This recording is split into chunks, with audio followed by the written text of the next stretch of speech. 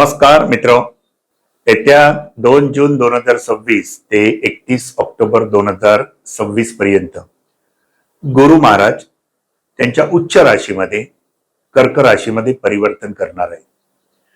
मित्र, खरं म्हणजे गुरु एका राशीमध्ये साधारण 13 महिने राहत असतो, पण गेल्या काही वर्षांपासून गुरु हा ग्रह अतिचार गतीमध्ये असल्यामुळे वर्षभरातच तो त्याच्या दुसऱ्या राशीमध्ये परिवर्तन काही अवधीसाठी करतो आणि पुन्हा वक्रगतीने पुन्हा त्याच राशीमध्ये येतो. तर साधारण 2 जून 2026 ते 31 ऑक्टोबर 2026 पर्यंत गुरु महाराज आपल्या उच्च राशीमध्ये म्हणजेच कर्क राशीमध्ये विराजमान होणार आहे. खरं म्हणजे मित्रांनो, गुरु हा ग्रह भाग्याचा कारक ग्रह, यशाचा कारक ग्रह, धनाचा कारक ग्रह, ऐश्वर्याचा कारक ग्रह, गुरुला विवाहाचा सुद्धा कारक ग्रह म्हटलंय, संततीचा कारक ग्रह आहे.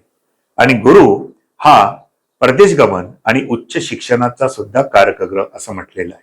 मित्र, गुरु हा ग्रह मिथुन राशीसाठी पुढच्या कालावधीमध्ये काय चांगलं फलित घेऊन येईल किंवा कुठे त्यांनी सांभाळावं लागेल, यासाठी आपण आजच्या व्हिडिओमध्ये चर्चा करू. मित्र, गेले वर्षभर मिथुन राशीमध्येच गुरुचं भ्रमण होतं. त्यामुळे गुरु ज्यावेळी येतो त्यावेळी तुमच्या कार्याचा विस्तार करत असतो. नक्कीच गुरु ज्यावेळी कार्याचा विस्तार करतो त्यावेळी तुमच्या कर्मामध्ये तर वाढ होते, परंतु गुरु वृद्धिकारक आहे असं म्हटलेलं आहे. आणि गुरु हा जिथे असतो त्या ठिकाणी त्या स्थानाची पण वृद्धी करतो. गेले वर्षभर तुमच्याच राशीमध्ये म्हणजे प्रथम भावामध्ये गुरुचं भ्रमण होतं आणि तुमची रास होती वायू तत्वाची रास आहे. आणि वायू तत्व म्हणजेच गुरु हा वृद्धी करतोय. गुरु आपल्या शरीराची पण वृद्धी करतो. म्हणजे गेल्या वर्षभरामध्ये तुमचं शरीर सुद्धा थोड्याफार प्रमाणामध्ये स्थूलतेकडे गेलेलं असेल, परंतु आता हाच गुरुग्रह तुमच्या कुंडलीमध्ये द्वितीय स्थानामध्ये विराजमान होणार आहे.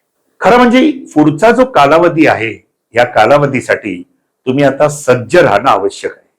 कारण तो कुटुंब स्थानात येतोय, म्हणजेच या स्थानावरून आपण तुमच्या कौटुंबिक सौख्याचा पण विचार केला तसं हे तुमचं स्वतःच धनस्थान आहे. याचाच अर्थ तुम्ही जे काही गेली वर्षभर मेहनत केली त्या वर्षाचं म्हणजे त्या कार्याचं फलित आता तुम्हाला ह्या वर्षभरामध्ये मिळू शकतं. म्हणजेच तुम्हाला उत्तम धनप्राप्तीचे योग चालून येणार आहे, चांगली अर्थप्राप्ती घडून येणार आहे. तुमच्या कुटुंबामध्ये काही चांगली मंगल कार्य सुद्धा घडून येतील. कुटुंबामध्ये चांगली धार्मिक कार्य सुद्धा घडून येण्याचा योग आहे आणि कुटुंबामध्ये एक आनंद निर्माण होऊ शकतो. मित्र, गुरु हा ग्रह तुमच्या कुंडलीमध्ये सप्तम स्थान आणि दशम स्थानाचा अधिपती आहे. दशम स्थान हे तुमचं कर्माचं स्थान आहे आणि सप्तम स्थान हे दशमाचं दशम स्थान आहे. म्हणजे हे स्थान व्यापाराचं सुद्धा स्थान आहे. कर्मस्थानाचा अधिपती धनस्थानात जाणं आणि व्यापार स्थानाचा अधिपती सुद्धा धनस्थानात जाणं, याचाच अर्थ तुम्ही जर का व्यापार करत असाल तर तुमच्या व्यापारामध्ये आताचा जो येणारा कालावधी आहे तो चांगली वृद्धी घडवून आणेल आणि त्यामुळे तुमच्या व्यापारातून तुम्हाला उत्तम धनप्राप्ती होऊ शकते. मित्र, दशमस्थान म्हणजे याला आपण कर्मस्थान म्हणतो. जे कोण युवा पिढी सध्या काही नोकरी निमित्त प्रयत्न करत असतील तर त्यांना नवीन नोकरीचे योग चालून येतील आणि नवीन नोकरीमधून चांगली अर्थप्राप्ती घडून येऊ शकते. जे कोण सध्या नोकरीमध्ये बदल करू इच्छित असतील तर त्यांच्या नोकरीमध्ये हा गुरु नक्कीच बदल घडवून आणेल आणि चांगली नोकरी प्राप्त करून देईल आणि त्या नोकरीतून सुद्धा चांगली अर्थप्राप्ती तुम्हाला प्राप्त होऊ शकते. जे कोणी जातक आता सध्या ज्या नोकरीमध्ये स्थित असतील त्याच नोकरीमध्ये त्यांना बढती बदलीचे सुद्धा योग चालून येतील आणि त्यामुळे त्यांच्या आयुष्यामध्ये उत्तम धनप्राप्ती निर्माण होऊ शकते. आता गुरुची दृष्टी जी आहे ही दृष्टी, पाचवी दृष्टी जी आहे अमृत दृष्टी, ती 6व्या स्थानावर पडते. 7वी दृष्टी अष्टम स्थानावर आहे आणि त्याची 9वी दृष्टी दशम स्थानावर आहे. दशम स्थानामध्येच गुरुची स्वतःची मीन रास आहे. गुरु ज्यावेळी स्वतःच्या दृष्टीने स्वतःच्याच राशीला पाहतो त्यावेळी त्या स्थानाचा चांगला विस्तार करून घेऊन येतो. म्हणूनच तुम्हाला आता सध्या नोकरीमध्ये अनेक चांगल्या संधी प्राप्त होतील. त्यामुळे मित्रांनो, आता ही वेळ आहे आळस झटकून कामाला लागायची. आता लक्षात घ्या, गुरुची 5वी दृष्टी षष्ठ स्थानावर आहे. मित्रो, हे जे स्थान आहे षष्ठ स्थान, हे स्थान कर्ज देणारं पण स्थान आहे. म्हणजे जर आपल्यापैकी काही व्यक्ती व्यापारानिमित्त कर्ज घेऊ इच्छित असतील किंवा काही चांगल्या गोष्टींसाठी कर्जासाठी प्रयत्न करत असतील, तर त्यांना सध्या कर्ज विनासायास मिळू शकतं. म्हणजे तुमचं कर्जाचं काम आता नक्की होऊ शकतं. त्यासाठी जरूर प्रयत्न करा. गुरुची 7वी दृष्टी अष्टम स्थानावर आहे. मित्रांनो, लक्षात घ्या, अष्टम स्थान म्हणजे जर कोणी एखाद्या रिसर्च मध्ये काम करत असतील, कळलं की नाही, संशोधनामध्ये काम करत असतील, किंवा ज्या व्यक्ती मेडिकल लाईनशी संबंधित काम करत असतील किंवा इन्शुरन्स सेक्टरशी संबंधित काम करत असतील, त्यांच्यासाठी हा योग अत्यंत बलवान आहे. म्हणजे सुखकारक आहे, भाग्यकारक आहे. तसंच ज्या कोणी व्यक्ती, गुरु हा धनस्थानामध्ये विराजमान आहे. धनस्थान वाणीचं स्थान आहे. आपल्यापैकी ज्या कोणी व्यक्ती या कन्सल्टिंग बिझनेसमध्ये असतील, एखाद्या वेळेला समुपदेशनामध्ये असतील, तर त्यांच्यासाठी हा येणारा काळ हा सुवर्ण काळ आहे. म्हणजे त्यांच्या कामकाजामध्ये चांगली वृद्धी होऊ शकते. आता सप्तमेश होऊन सुद्धा गुरु धनस्थानात जाणार आहे किंवा धनस्थानातून हा गुरु अष्टम स्थानाला पाहणार आहे. मित्रांनो, धन येण्यासाठीचा कालावधी तर अत्यंत चांगला आहे. परंतु काही वेळेला आपल्याकडे ज्यावेळी धनाची चांगली वृद्धी होते, त्यावेळी आपण ते धन कुठेतरी इन्व्हेस्टमेंट करू इच्छित असतो. पण इथेच तुम्हाला काळजी घ्यायची, कारण हा गुरु षष्ठ स्थानाला पण पाहणार आहे आणि पुन्हा अष्टम स्थानाला सुद्धा पाहणार आहे. याचाच अर्थ तुम्ही जिथे गुंतवणूक करत आहात त्याची खातर जमा करून घ्या. कुठल्याही भूल थापांच्या पाठीवर जाऊ नका. कदाचित तिथे तुमची फसवणूक होऊ शकते आणि काही कारणामुळे तुमच्या धनाचं नुकसान होऊ शकतं.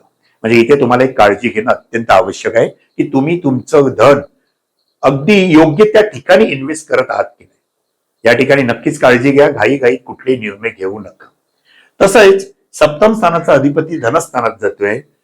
तुम्ही जर विवाहित असाल तर तुमच्या पार्टनरची, म्हणजे पुरुष असेल तर स्त्री किंवा स्त्री असेल तर पुरुष, तर त्याने त्याच्या पार्टनरच्या तब्येतीची काळजी घ्यावी.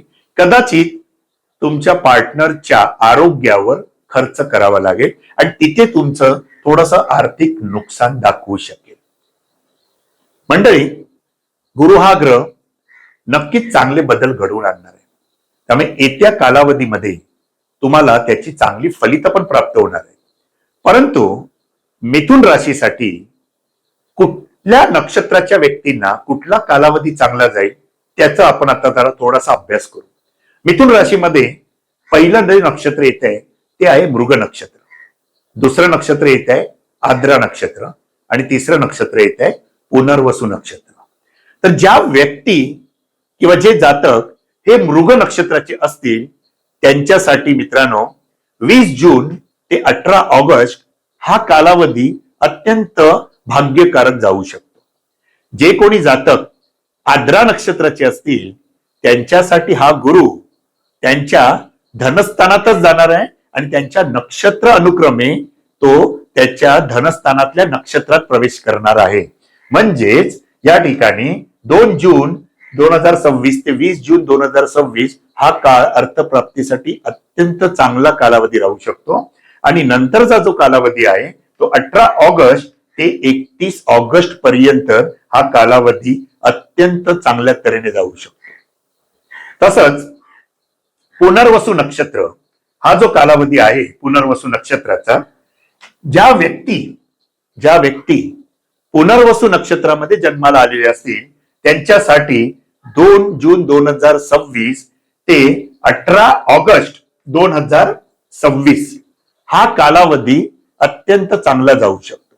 म्हणजे या तिन्ही व्यक्तींसाठी जो कालावधी आहे नक्षत्र अनुक्रमे मृग नक्षत्र, आद्रा आणि पुनर्वसू या 3 नक्षत्रांसाठीचा कालावधी हा या दरम्यान जर का तुम्ही त्या कार्यांना चांगली गती दिली तर तो कालावधी तुमच्यासाठी अत्यंत भाग्यकारक कालावधी जाऊ शकतो.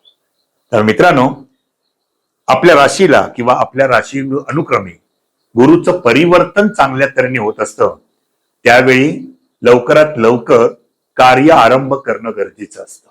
त्यामुळे आळस झटकून आता कामाला लागा. तुमच्या कामात नक्कीच तुम्हाला यशप्राप्ती होऊ शकते. आणि याच्यासाठी गुरु ग्रह याची कृपा आपल्यावर राहावी म्हणून दररोज एक माळ जप करा. ओम बृहस्पते नमः. तसंच दत्त पावनी या स्तोत्राचं पठण करा.